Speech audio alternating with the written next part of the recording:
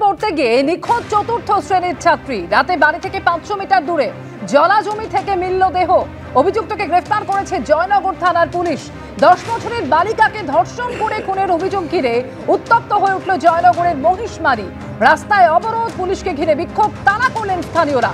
Mahishmari police ফাঁড়ি ভাঙচুর স্থানীয়দের। টিউশন পড়তে গিয়ে নিখোঁজ হয়ে গিয়েছিল চতুর্থ শ্রেণীর ছাত্রী।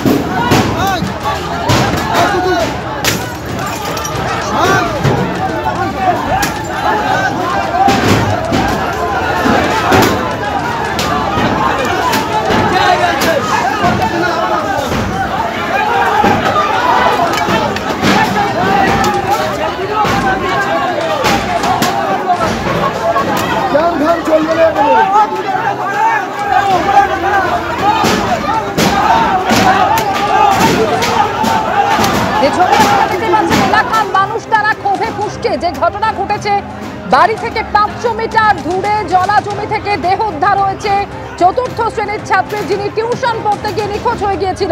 10 বছরের সেই বালিকাকে ধর্ষণ করে খুন করা হয়েছে এমনই অভিযোগ। উত্তপ্ত জয়নগরের মহিষমারি। হিন্দোল দে প্রতিনিধি রয়েছেন। হিন্দোল, আমরা দেখতে পাচ্ছি এলাকার উত্তপ্ত পরিস্থিতি। ঠিক কি ঘটেছে আমাদের জানাও। দেখো, যেটা অভিযোগ করা হচ্ছে, সেই ছাত্রীর পরিবারের পক্ষ থেকে যে সেই গতকাল টিউশন করতে গিয়েছিল এবং তারপর থেকেই সে নিখোঁজ ছিল চতুর্থ শ্রেণীর সেই ছাত্রী। গভীর রাতে কিন্তু তার মৃতদেহ উদ্ধার হয় এবং এই যে গোটা ঘটনা, সেই গোটা ঘটনা নিয়ে কিন্তু তারা জয়নগর থানায় প্রথমে গিয়েছিলেন অভিযোগ জানাতে, কিন্তু তারপরেও তারা অভিযোগ নিতে চাইছিলেন না পুলিশের তরফ থেকে। এমনটাই কিন্তু পরিবারের সদস্যদের অভিযোগ। পরবর্তী ক্ষেত্রে যেটা জানা যায় যে ওই ছাত্রী জয়নগর থানার মহিষমারিতে গতকাল দুপুর 2:30টার সময় যখন টিউশন পড়তে গিয়েছিল, টিউশন পড়ে বাড়ি ফেরার পথে স্কুল ছাত্রী পরিবারের লোকজনকে পরিবারকে জানাচ্ছে বাড়ি ফিরছে এবং তারপর থেকে কিন্তু গভীর রাত পর্যন্ত সে ফিরছে না দেখে বাড়ির লোকজন খোঁজাখুঁজি শুরু করে এবং পরবর্তী ক্ষেত্রে তার দেহ উদ্ধার হয়। এই দেহ উদ্ধার হওয়ার পর স্বাভাবিকভাবেই এলাকার মানুষের মধ্যে ক্ষোভ পঞ্জীভূত হতে থাকে, কেননা পুলিশকে জানানো সত্ত্বেও পুলিশ কোনো রকম কোনো ব্যবস্থা প্রথম ক্ষেত্রে করছিল না।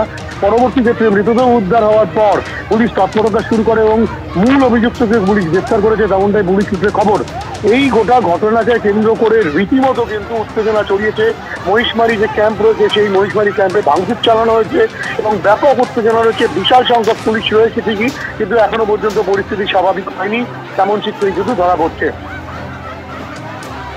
একেবারে এলাকার উত্তপ্ত পরিস্থিতি এবং সলিল বাদ্দা, যে ঘটনা আমরা দেখতে পেলাম, যেখানে একেবারে মারাত্মক অভিযোগ উঠছে, আমরা অবশ্যই নিয়ে আলোচনায় আসবো। এর আগে বাসটনের ঘটনা হোক, সেখানেও আমরা দেখেছিলাম পুলিশের উপর ভয়ঙ্কর ক্ষোভ মানুষের।